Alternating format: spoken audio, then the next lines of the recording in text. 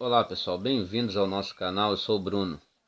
Bem gente, eu resolvi bater esse papo com o pessoal, falar um pouco sobre o movimento que mais cresce no mundo, que mais cresce no Brasil e principalmente no mundo inteiro. Esse assunto que tem causado aí coisas boas em algumas pessoas e revolta em outras que não querem abrir a sua mente e entender que foram enganadas aí, que foram tratadas como gado. E como tem muita gente chegando nova no movimento aí de terraplanistas, esse movimento que cresce de forma evidente, muita gente nova e ainda chegam muitas perguntas sobre algumas coisas, alguns acontecimentos. E eu vim fazer primeiro esse resumo, né, histórico da Terra plana. Então, ainda chegam muitas dúvidas e às vezes a gente fica sem paciência de estar respondendo, mas tal, como isso, como aquilo outro. E eu vim fazer esse pequeno resumo histórico, tá? Então eu vou trazer essa cronologia histórica para que quem está chegando agora possa compreender um pouco aí desse movimento de terraplanistas aí que tem crescido, ganhado a mídia, ganhado o mundo, ganhado aí em fóruns de debates, em grupos de Facebook, em canais do YouTube, e que invadiu a internet e não tem volta, gente, não tem volta. Então vamos lá. Então, para aqueles que chegaram agora e que estão querendo aí descobrir um pouco sobre esse movimento. Bem, gente, falar da história da Terra plana é até como eu vou dizer, é um pouco complicado porque a Terra sempre foi plana na história. Sempre foi. Em todas as culturas, seja os babilônios, os hebreus, os egípcios, na antiguidade, sempre acreditaram numa terra plana. Quando você vai pegar os escritos antigos, inclusive na escritura, agora pegando a escritura como um instrumento histórico que ela também já se falava no firmamento, isso em todas as culturas. Falava-se um pouco sobre a terra plana, que a terra era plana e tal. Então muita gente fala, e na Grécia, Eratóstenes realmente ele propôs esse modelo alternativo, que seria um globo, que a Terra poderia ser um globo. Mas isso, pelas incidências dos raios solares, os terraplanistas da época também provaram que a incidência desses raios também seria possível numa Terra plana. O que nós temos ali um pouco na história no reino babilônico, Nimrod construindo aquela torre, querendo chegar ao céu. E aqueles que seguem, né, a Torre de Babel, que é algo histórico, aqueles que seguem e se autoproclamando Deus Sol, e daí isso foi transpassando para o Egito, né, com Ra ou Horus, que é o equivalente, assim na Grécia com Apolo. O Sol começou a ser muito cultuado e o tempo passa, tá? Eratóstenes propôs o modelo, mas não provou se a Terra era esférica ou plana. Não, o tempo passou. E há cerca de 500 e poucos anos atrás, 500 anos atrás, Copérnico, ele inicia, veja bem, Copérnico, por sua formação, especialidade, direito canônico, ele começa, ele estabelece ali o heliocentrismo, dizendo que o Sol era o centro ali, e que tudo girava em torno do Sol. E, sendo ele um padre jesuíta, se você pegar qual é o símbolo dos jesuítas, é o Sol. Então, o objetivo sempre foi colocar o Sol como centro do sistema, em adoração ao Deus Sol. Porque na época, inclusive em Roma, Mitra, o Deus Sol, Deus do Sol Invictus, era o Deus adorado. O tempo passa e um astrônomo chamado Tycho Brahe, ele começa a estabelecer estudos e observações e ele chega ele chega à noção de que, chega à conclusão de que não, que os astros que giravam em torno da Terra, Sol, Lua, ele chega a essa conclusão e chama, ele rompe lá com aquele modelo copernicano, heliocêntrico, e chama ele de ideológico, e apresentou estudos avançados sobre essa questão da Terra ser o centro do universo. Porém, um astrólogo que trabalhava para o rei da Dinamarca como adivinha, ele foi ser ajudante do Tycho Brahe, e o tempo passa e Tycho Brahe morre de uma forma muito estranha. E esse ajudante dele, chamado John Kepler, toma lá os seus estudos, rasga tudo, volta ao modelo copernicano e estabelece ali as órbitas dos planetas. Bem, quando exumaram o corpo do Tycho Brahe, acharam altas doses de mercúrio. E muita gente atribui a John Kepler esse envenenamento.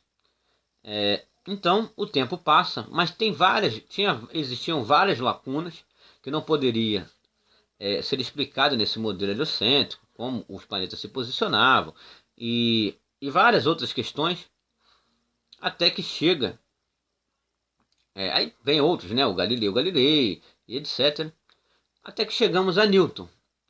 Newton ali, ele estabelece ali a teoria da gravidade, que aí explicou todos os problemas, né, que existiam. Não acabou com todos os problemas, apenas grande parte dos problemas foi resolvido com a gravidade. A famosa história da maçã que caiu e tal, ele criou um cálculo matemático em cima disso, né? É só você ver lá, se você fizer o cálculo, a massa da maçã, né, a distância que ela estava do Sol, então faz os cálculos, chega-se ali a questão da gravidade, o cálculo matemático não vai estar errado, mas daí a provar que ela existe é outra questão muito diferente. E continuou com os problemas até que chegou Einstein e resolveu também.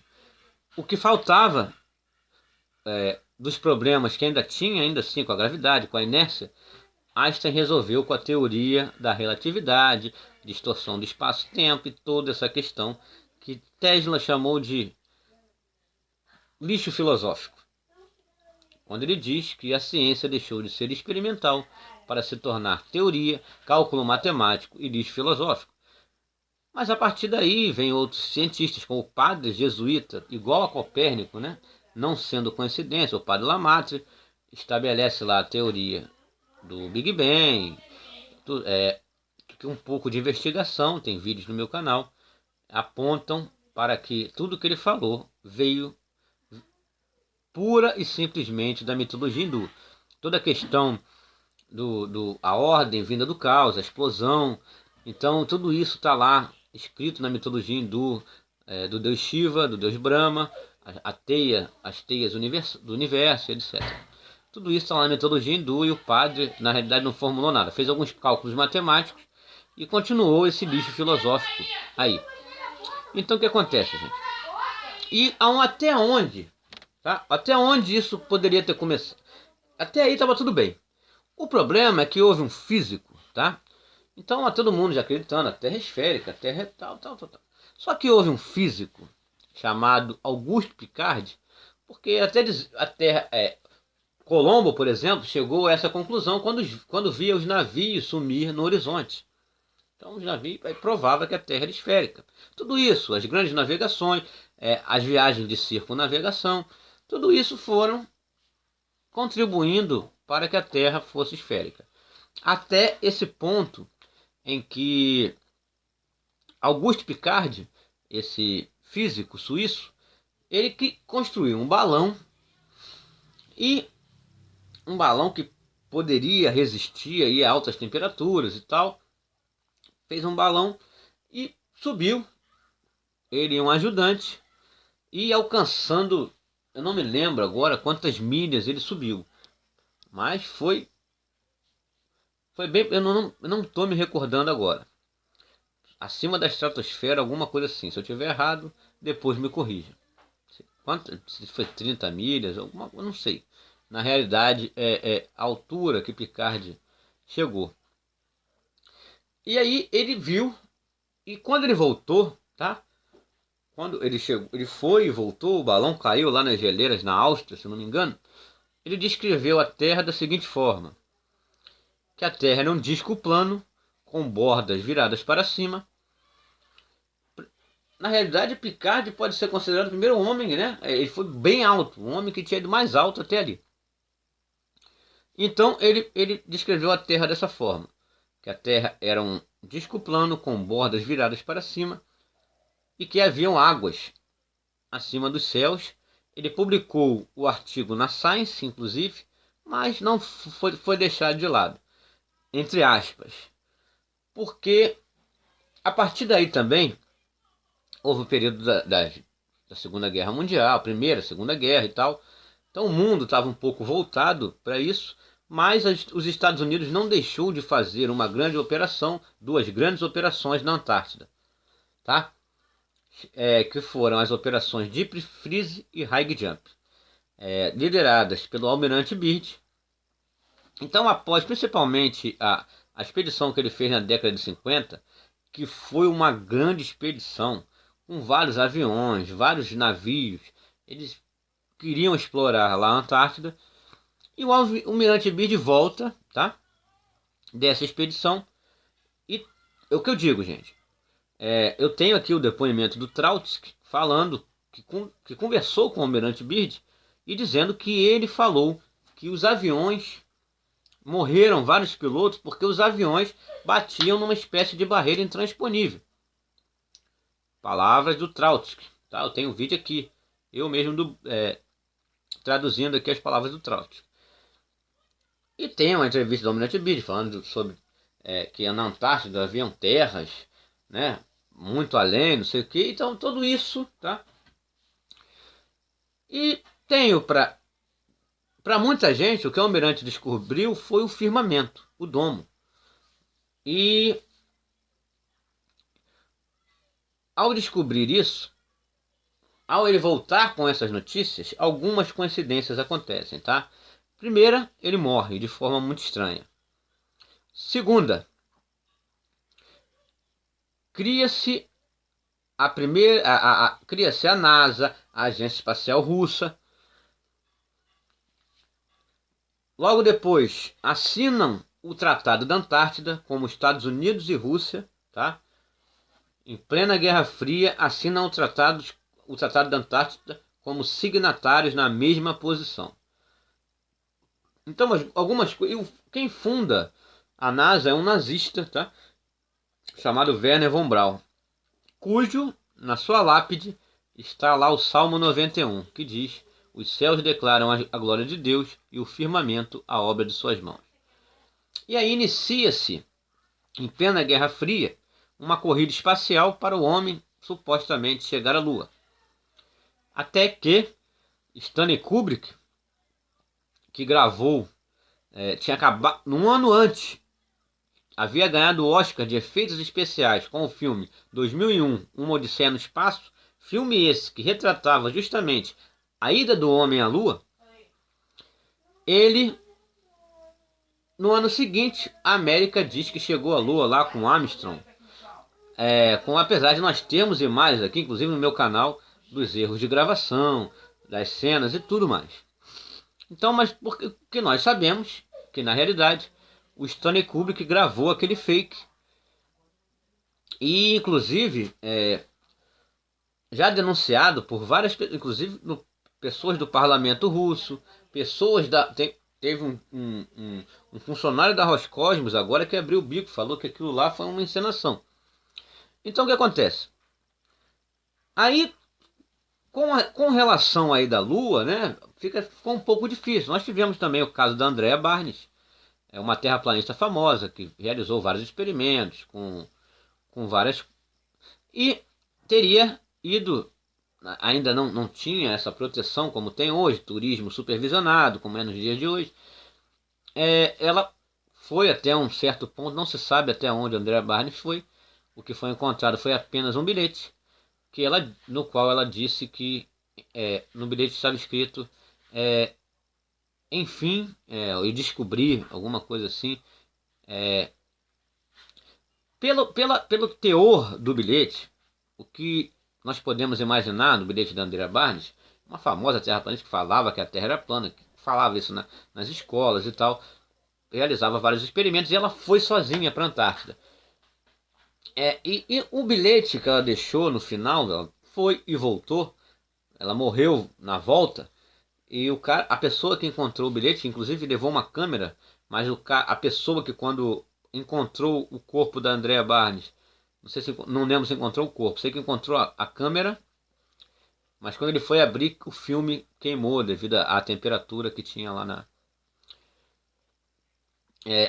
na Lua, a temperatura que tinha na Antártida, tá? O filme não aguentou quando o cara abriu. Agora, as fotos da Lua estão lá, né? Dos astronautas. O filme aguentaram tudo, apesar dos engenheiros da Kodak e da outra empresa, se não me engano era Fuji, falar que não existia filme naquela época para aguentar aquelas temperaturas da Lua, em hipótese alguma. Mas tudo bem. Então, você vê, quando ele abriu a máquina da Andrea Barnes, ele já queimou o filme. O filme já não prestava mais. Só ficou o bilhete dizendo, enfim, eu encontrei. Agora, pelo teor do bilhete, sendo ela terraplanista, quando ela deixa um bilhete dizendo, enfim, eu descobri, enfim, eu encontrei, dá-se a entender que ela encontrou algo positivo. Isso é fato.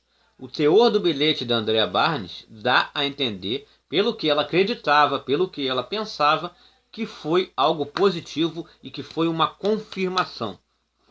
Ok? Então, após Então ficou muito fácil. As pessoas... A gente foi passando o tempo, né? Ida do homem à lua, suposta ida do homem à lua. E o tempo foi passando. Só que ocorreu um avanço tecnológico, óbvio, que contribuiu para que nos dias de hoje, agora, vamos botar aí, a partir da década de 90, anos 2000, esse movimento voltasse a crescer justamente pelo advento da internet, pela troca de informações, essa velocidade da informação. E segundo ponto, lembra que quando a gente estava na escola e falavam pra gente que a curvatura estava ali, quando você via o navio sumir no horizonte, provava a curvatura da Terra? Só que hoje existem câmeras potentes que filmam, dá aquele zoom que você não tinha há um tempo atrás. Então, você não tinha como gravar aquilo, gravar e pegar e guardar. Então, vários experimentos voltaram a ser feitos, vários questionamentos voltaram a ser feitos, e nessa velocidade da informação, esse cruzamento de informações, esse assunto voltou à tona.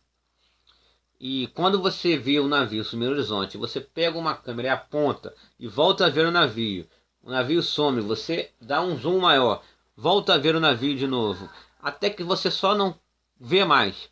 Quando a densidade atmosférica impede que você continue vendo, quando você faz experimentos e filmam ilhas, barcos que deveriam estar atrás da suposta curvatura, segundo os cálculos de Pitágoras, quando você lança balões e o horizonte continua plano, de ponta a ponta, lança-balões inclusive já lançaram a 100 km de altura. Tem um vídeo, se não me engano, no canal do meu amigo Rair, 96 km, e o horizonte continua plano. Então, esses questionamentos voltaram à tona. E, junto com o questionamento do modelo da Terra, volta o questionamento acerca de outras teorias, como relatividade, gravidade, evolucionismo, idade da Terra. Quando vemos lá o caso da Challenger, em que os astronautas teriam explodido e você vê eles todos vivos nos dias de hoje, você passa, quando você vê as fotos do suposto satélite sempre se curvando e voltando. Então tudo isso passou a ser, quando você vê satélites feitos de balões caírem. Então todos esses questionamentos voltaram à tona. E a partir de vários experimentos que os terraplanistas têm feito, não só aqui no Brasil, como no mundo, a descoberta, né, da famosa mágica da fisheye, a famosa do olho de peixe, a famosa mágica do CGI, a famosa mágica do Photoshop, a gente passou a questionar tudo isso. E o movimento cresce por quê, gente? A grande pergunta, por que o movimento cresce tanto? Porque, diferentemente do caso deles, que para explicar como nós viajamos no espaço a milhões de quilômetros por segundo sem sentir nada, acreditam nisso simplesmente por pura fé. Diferentemente disso, nós aqui fazemos experimentos observáveis, experimentos reproduzíveis que você pode ver com seus próprios olhos. E não depende apenas de fé, como no caso da teoria heliocêntrica, da relatividade, etc. É algo que você só depende única e exclusivamente de fé. Aqui nós temos fé? Temos fé no Criador, temos fé no Criador. Eu, particularmente, sou criacionista. Creio na criação. Mas não creio que sou feito do acaso, não creio que sou feito de poeira cósmica, não creio que vim de um primata, nem da ameba. Creio que, assim como eu, você também foi criado à imagem e semelhança do Pai. Então, temos fé.